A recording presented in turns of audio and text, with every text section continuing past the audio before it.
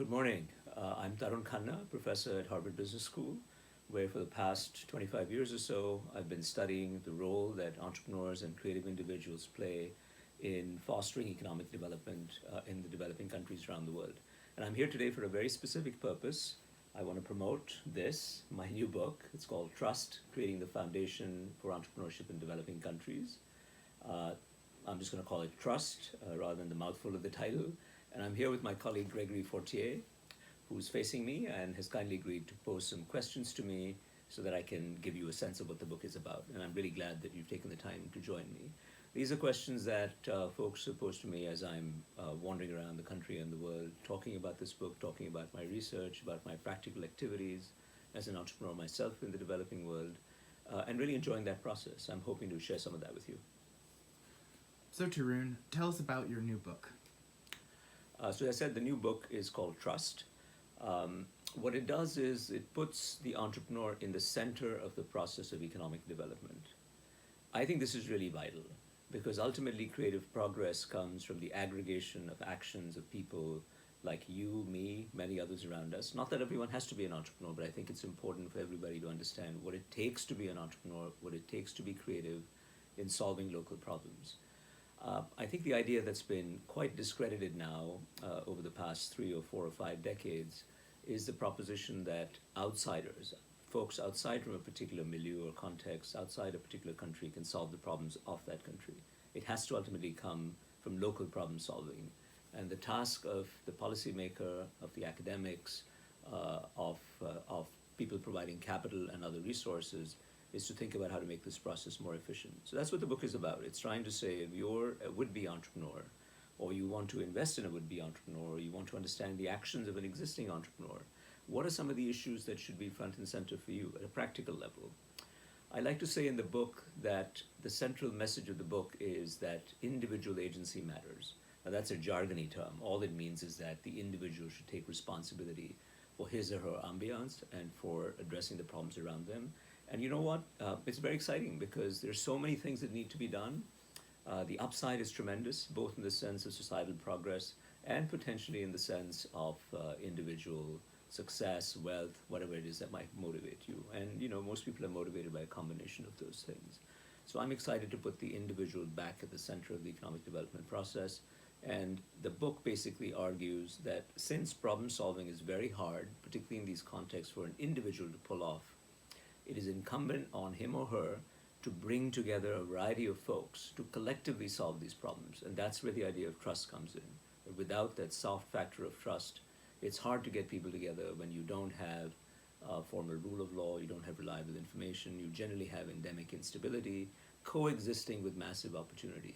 Trust is the foundation that makes it possible for people to come together to not just create, but to create the conditions to create. And that's the phrase that I love to use to describe the book. That the entrepreneur can no longer be just, if you will, a domain specialist. He or she has to be able to solve ancillary problems that occur around the central issue that they're trying to address, because without that, you don't have the conditions for a venture to thrive. And why did you decide to write it? I'm primarily an academic. I've been at Harvard as a student and then a faculty member for 3 decades, and most of my time is spent in this office. You're seeing a little vignette of it, and engaging with my students who come from all over the world and enroll in the universities in Boston, at Harvard primarily, but also MIT and the other institutions around here. But I'm also, by nature and predisposition, very happy to be out in the real world, mixing it up with ordinary folks and doing interesting things. And I'm privileged to be at a world-leading university like this one, which is sort of a crossroads of ideas and so on. So this is my attempt to take ideas that are nurtured in an academic setting, in the Harvard classroom, and take them out to the world and expose them to illumination, if you will, from a variety of audiences. And I'm set to go to places as far apart as Santiago, Sao Paulo, London, New York, Mumbai, Delhi, Bangalore, Hong Kong, Singapore, Shanghai, Tokyo in just the next 6 months. And so that's going to be a pretty crazy schedule. But what I'm most looking forward to is just meeting people on this journey and talking about it. But the reason I wrote the book ultimately, Trust, is to take the ideas from academic practice to bring them to the attention of folks like you who are watching this video, presumably, and to invite you to participate with me in the subsequent evolution of these ideas. When did you begin your work on trust, and how long did it take? So I never set out to write a book on trust per se.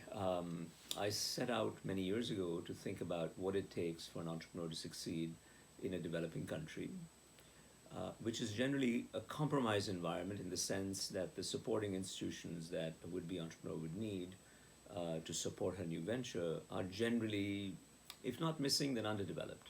You can think of the provision of risk capital, you can think about adequate services to find the right kind of talent at the right time. You can think of ambient stability in the macroeconomic or political environment. You can think of the institutions that make sure that politicians don't act arbitrarily, if you will, checks and balances. You can think of a free press. These things are generally underdeveloped, and that makes the very practical task of an entrepreneur exceedingly difficult. And those difficulties coexist with the massive opportunities that are just waiting for people to find a way to act upon. So I started to study that process 2 decades ago or more. As I said earlier, this book is an attempt to synthesize some stories with which I've had the good fortune to be involved for the better part of a decade in some cases, sometimes even longer, to try to pull together what I thought I learned. And my reflection over the last couple of years, the writing has proceeded in fits and starts over 2 years, but my reflection led me to realize that perhaps the central construct is the ability of the would-be entrepreneur to inspire confidence and trust in those who can collaborate with her to solve the problem being posed and addressed. Now that's true in Cambridge, Massachusetts, a much more developed setting than the developing world where I normally hang out for my academic work.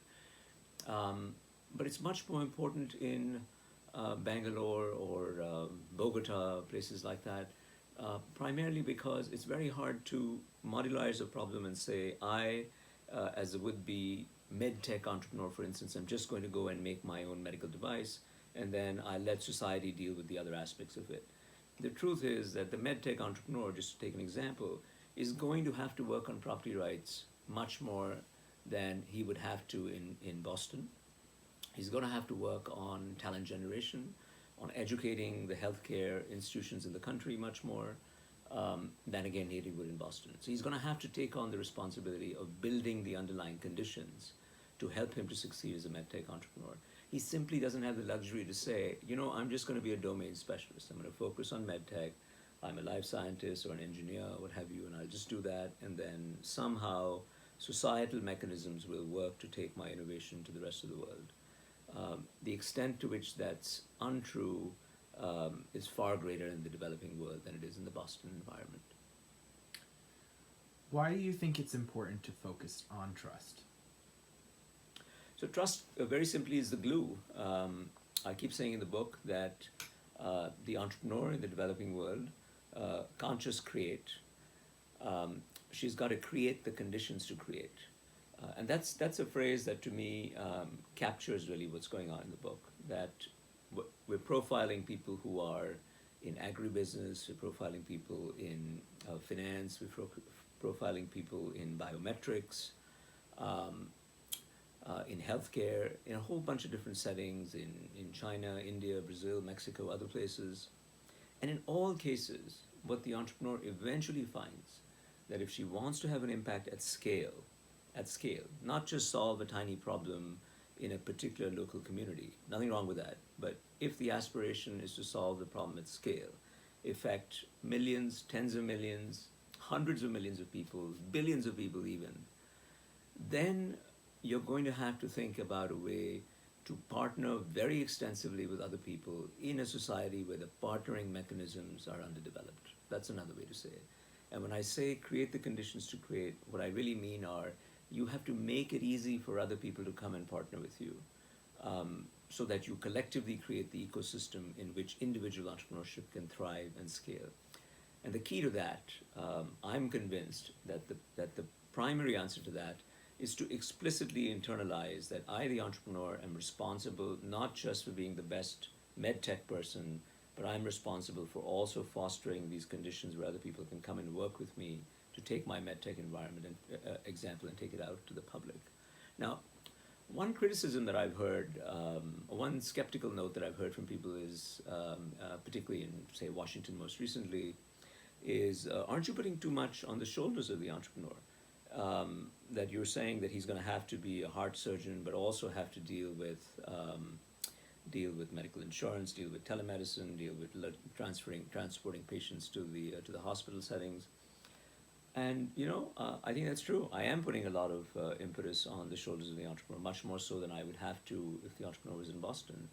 But honestly, that's the most practical answer that I found. It's far more practical than waiting for the government to solve your problem.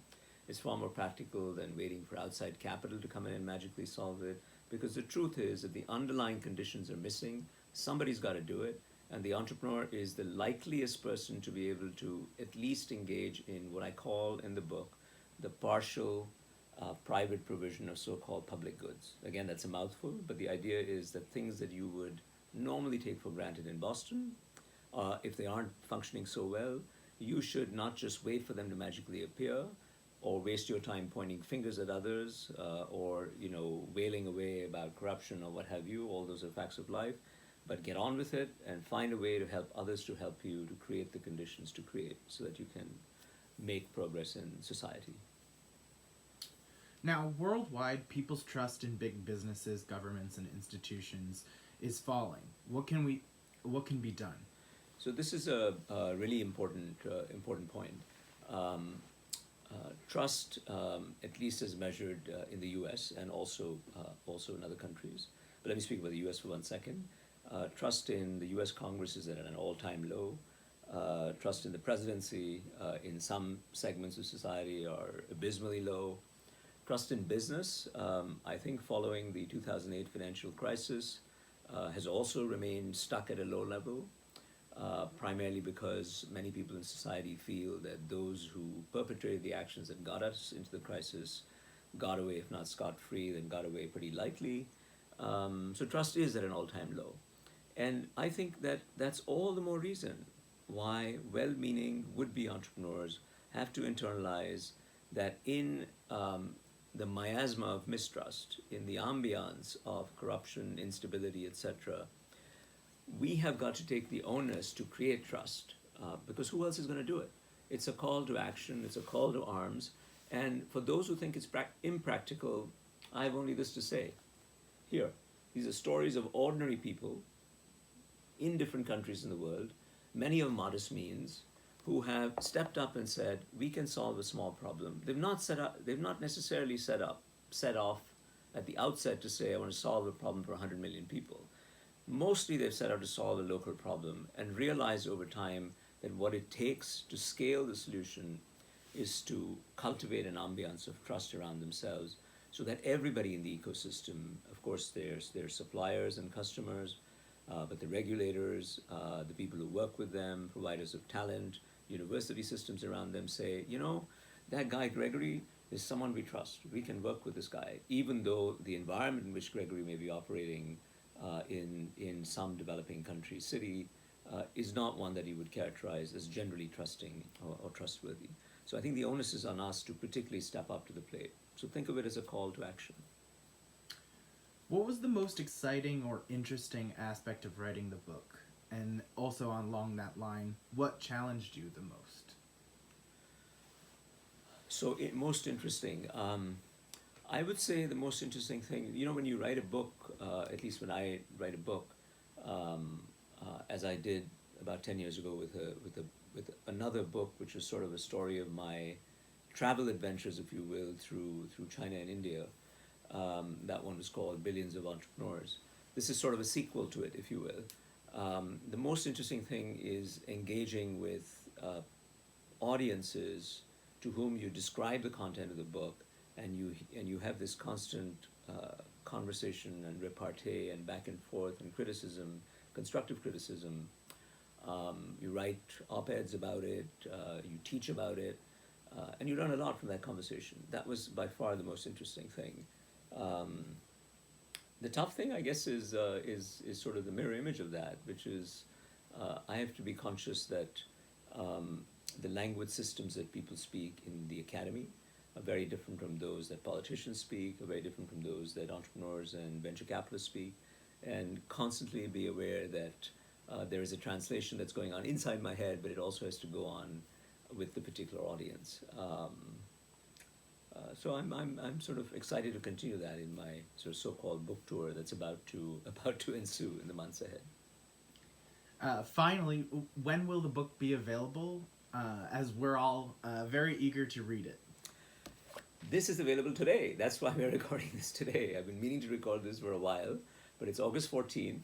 It's morning in Boston, evening in Asia. And the book, I think, went officially live today on all the usual websites, Amazon in the Western world. In India, I think it's primarily Flipkart and Amazon and so on and so forth. So it's available today. Whoever engages with it in whatever capacity, please write me a note or go to the Amazon or Flipkart site and fill in your comments, your reviews, your criticisms, whatever it is.